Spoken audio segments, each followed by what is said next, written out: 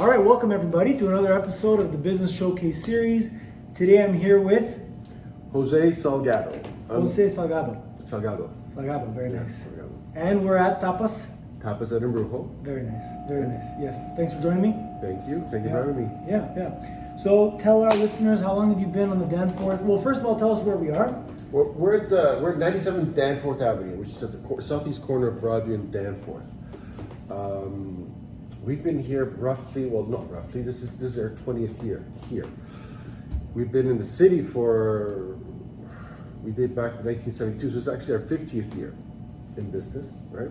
But 20th year here in the Danforth. Always restaurants? Always a restaurant. Yeah. Always a tapas restaurant. Okay. Actually, the first tapas restaurant in the city. All right. Tapas very trendy now, right? Yeah. So you got all kinds of different versions of tapas, right? But if you want an authentic, true Spanish tapas, this is where you come. This is where you come. And who's the chef? I am. You are the chef. I am. So you control all the shots. I control everything. I control the food, good or bad. Hopefully, mostly good. But you know, everything. I mean, everything's made to order. There's no nothing's pre-made except for stuff that has to be pre-cooked, right? But pretty much when you place an order, it's being cooked on the spot. Especially the paellas. That's why it takes so long. So people, don't like to wait the time because we told them it's roughly 40 minutes because it takes 40 minutes to cook a paella. Make good food, yeah. Every ingredient is added as you order, right? Okay. So it takes a bit longer. Super fresh. Yeah. We don't have patience these days, right? No, We don't have patience we don't. anymore. But Everybody wants everything quick, right away. You come here, you gotta have patience, especially if you want to eat well. You gotta have patience, right? If you don't, then you go. There's lots of fast food places in the area that you can go to Of course. if you want to eat mediocre food. But if you want to eat decent food, there's us and there's a few other restaurants on Danforth as well. And while you're waiting, there's some entertainment. We have live shows, yeah. We have live flamenco shows. I'm not sure if you can see it there in the background there. Yeah, but we can show it. that's Yeah, what we'll it show it is. after.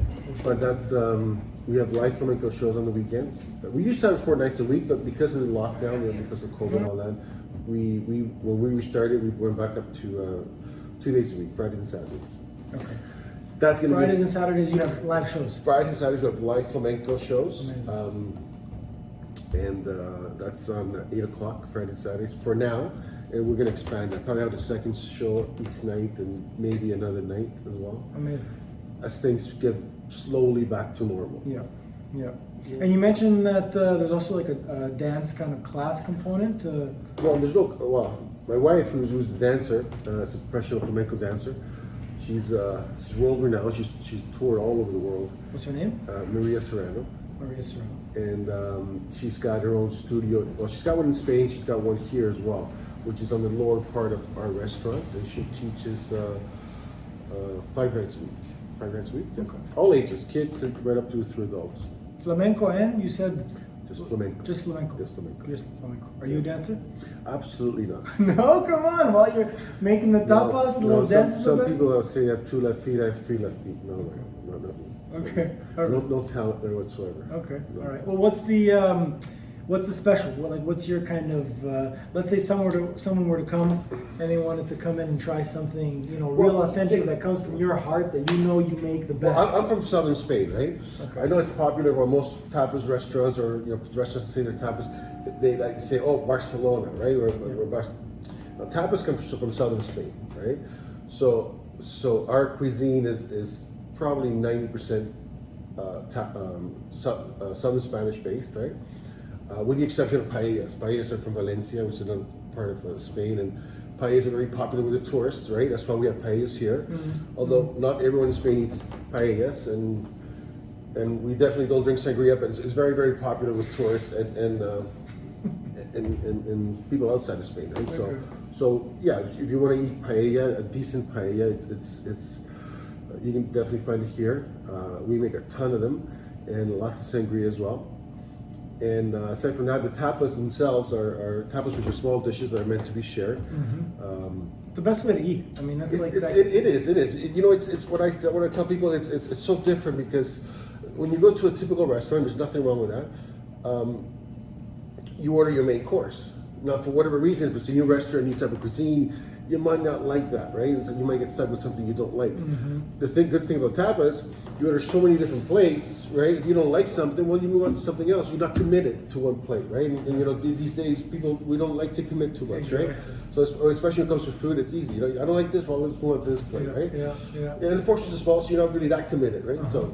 Yeah, and you can upsize, and you can also kind of, if you feel like you maybe want to eat a little bit more, you can always order like a little extra meal. So you know. Well, no, you can order more tapas, right? Exactly. If you like something else, you can order more, right? And modular. You can eat, you know, a little bit less. You can eat as much or as little as you like. Yeah, you know? I like that. That's a good part. We also have main courses for people that are more meat and potato type of people, right? We do have a couple of those, and a bit of everything, a bit of something for everyone. Amazing. Yeah. And last note on the neighborhood. I mean, why did you originally choose the Danforth? Oh, the Danforth. When we came The here, Danny, as we like to call it. we came here 20 years ago. It was a thriving neighborhood. It's still Going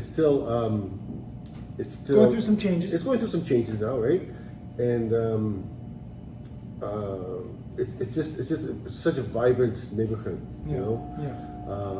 Very Anglo-Saxon, so at the beginning it was kind of hard to for us to fit in, and we're still working on that, right? But yeah, slowly but surely, it's our home now, right? So it's and the Danforth is recognized not only in front of people in Toronto, pretty much all over the world. People know about the Danforth, so it's a great neighborhood. Yeah, we're just on the other side of Bloor. I mean, it's right there, and it's so central. Like, this location is so central to the city. And you know, and just outside of the major core, like I love this. We're right beside the Don Valley. There's lots of subway stations. It's so easy to get. Yeah, and it's just a great neighborhood to get to. Yeah. Jose, thank you very much, man. That was a great conversation. I really appreciate it. I'm sure people will love to see the live dancing. I know I've seen it a couple times, and it's definitely fun to watch. It's definitely entertaining, that's for sure. Entertainment, for sure. Absolutely. Okay. Awesome. We'll see you guys soon. Thank you. Episode, and we'll talk later.